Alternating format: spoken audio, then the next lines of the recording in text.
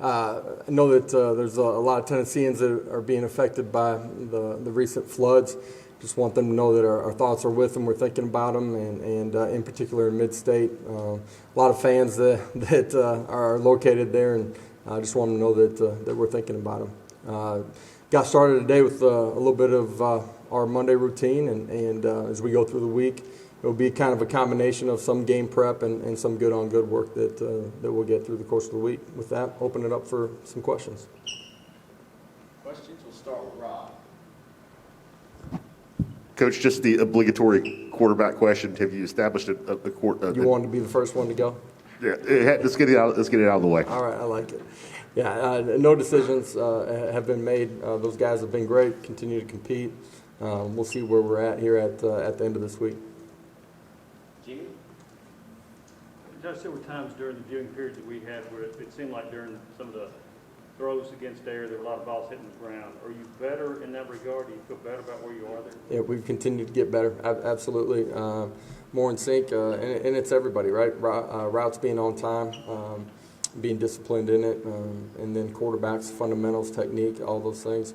As you get into competition situations, 7-on-7, team situations, their decision-making plays a big part, and their body's getting in the right position too. But I like the progress that we've made there.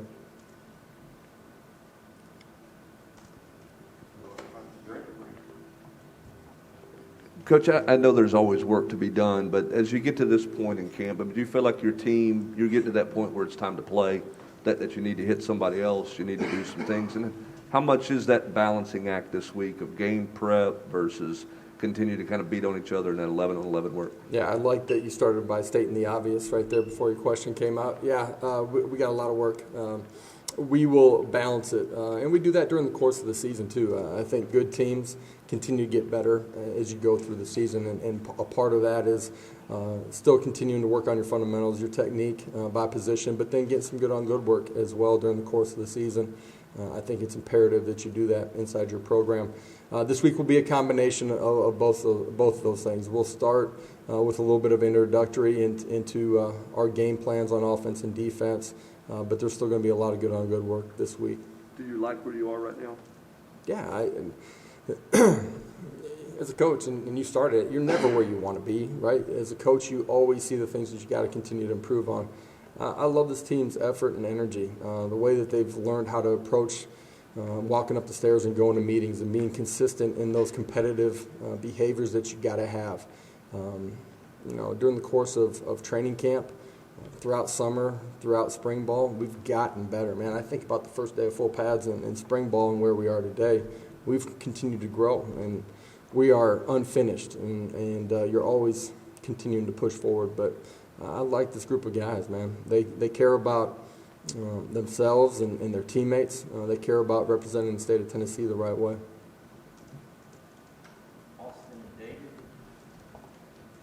Rob asked the question about the quarterbacks. I'll ask the question about vaccinations. Percentage-wise, can you give that at this point? And then everybody wants to talk offense and defense, but how do you feel about your special teams units and your return and all that stuff? Yeah.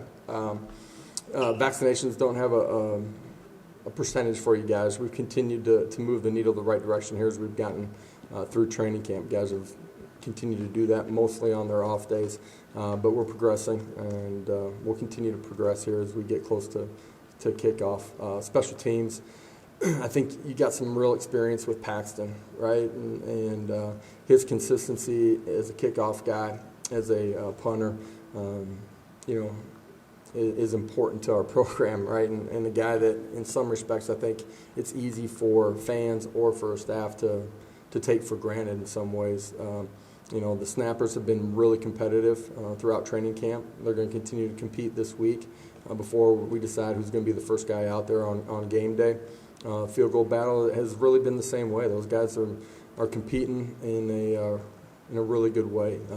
We've put them in a lot of competitive situations, ending practices that way, Mayday field goal situations, trying to put them in a real live situation. We finished every scrimmage with those guys having to drain one at the end. Like what they've done. Special teams-wise, returners, some experience there with Vols. a guy that's done it at a really high level. Still have a competition at the punt returner spot, so we'll see how those things unfold this week. Our guys as a whole, though, collectively, Coach Eck does a great job of leading them every single day. Great energy, great effort, playing with really good technique. We're going to continue to grow that way as we go through the season, but I like the importance and attitude that our players have about how special teams affects the game. Josh, how are you guys splitting up reps at quarterback right now, and how has Joe handled not having the spring? Well, him not having spring is just what it is. So for him, yeah, he's got less time on task in what we're doing offensively. He spent a ton of time in May learning what we were doing before everybody was back in June. The quarterback group as a collective group has spent a ton of time and energy, really becoming refined in what we're doing. I thought, we're the guys that were here in spring ball, how they showed up in training camp, fundamentally, technique, completely different. Joe's really progressed, during the course of our training camp. You look at the first half and then the second half, much more comfortable in what we're asking him to do, and has great ownership. Adam and Jimmy. Adam Sparks, Knox News. Another follow-up on quarterbacks. You said no decisions have been made. Do the players know who the starter is, and how is is there a value to them knowing at a certain date and their teammates knowing so many days out? I said it in the beginning, once we've had a guy that has earned it and proven it in some respects, not just to the staff but to the teammates, then you're able to announce a guy. And I think our football team has great trust in all three of those guys, the way they've competed and continued to grow and gotten better. And when we're ready to name a guy, we will. Josh, is there a particular area of your team, whether it's offensive line, defensive line, secondary, wherever, that you think's a lot better now than it was at the end of spring? Yeah, first one would be our linebackers, just who we had, number of bodies, or lack of number of bodies at that position during the course of spring ball. Getting a couple guys back healthy off of injuries. They've come back and have competed at a really high level. The additions that we brought into that room, the culture inside of that meeting room is completely different than it has. Coach BJ has done a fantastic job of leading those young men. They've had real buy-in. Competition has been a huge help in creating that type of culture as well. West and Trey. Josh, I know going into camp there was the concern about sort of the depth or the numbers available at the tight end position. As things have progressed, maybe it looks like Bell's gotten out there a little bit to stretch at least. Have any guys gotten out there to do some things or showed you something to make you feel better about that spot? Our two guys that have been here and played in Pope and geez, I'm blanking right now for whatever reason, have done a really good job. Hunter Salmon is a young guy that has continued to do a really good job. Miles Campbell has done a really good job as well. I think that's a position that we're going to have to continue to cultivate and grow as we go through the season. The depth part of it is something, obviously, that as we lost Austin, placed more of an emphasis on developing those young guys. Josh, when you look at how you guys are trying to install the offense in the spring, and then you get here to fall camp, how do you think your players have adapted playbook-wise, but also, maybe formations that you're running out there in practice, them getting that down? Do you think that they've been able to grasp what you've been putting out over the last 4 or 5 months? Our kids do grasp what we're doing. I think during training camp, because you're constantly installing, you get to game week, a week from now, and you put in your package. In some ways, it becomes easier for them, right? I think they have a good understanding of what we're doing. They've gotten on the same page with the quarterbacks. They're handling the tempo portion of it extremely well, handling the whistle to the next snap in a much better way. I think that's a position that we got to continue to develop guys at, though, as well as we go through the season. Javante, Milton, we were talking about earlier, it's a guy that's only got 14, 15 practices in what we're doing. So he's a guy that's really come on here the last 4 or 5 practices as far as comfort and understanding how we want to play and then being able to play the play. Ben and Brent. just with it being 10 days away from kickoff and it being kind of a Thursday night game and the quirkiness of that, are y'all still in fall camp mode, and what will preparation look like over the next 10 days? This week's really kind of a combination. We'll get some scout looks, practice squad looks that, you're trying to anticipate what you might see from the other side on game night. At the same time, I think it's important that you continue to build your football team, so we'll do some good on good as well. When Coach Ellerby was in here, he said he felt like he had 9 or 10 guys on the offensive line that he thought he could play. But where do you think the depth of that unit is now, and how comfortable are you with where that group has progressed the last 10 As an days? entire roster, we're thinner there than you would want to be, just numbers. But I think the guys have grown, right? The guys that aren't in the starting 5 have really started to grow, and at that position, eventually you're going to get somebody nicked up, right? And, the versatility of some of those guys will be important too, being able to move from left side to right side or being able to play multiple spots inside too. Eric and Austin. Kind of the same question about the wide receivers. How do you like the depth of that position? I think there is some depth there. We got some guys that are young in what we're doing. I mentioned Javante earlier. Jalen was out for a portion of spring ball. I think he's really started to grasp what we're doing inside, playing in the slot a majority of the time. I think we have the ability to play, 5, 6 guys there, and all of them compete and play at a really high level. Coach, you talked about cultivating the tight end position. Julian Nixon, what did you guys think of him before he got here, and then now that he's kind of found a home there, it seems? What do you think about him kind of through fall camp and how he's progressed? I do think it is a home for him.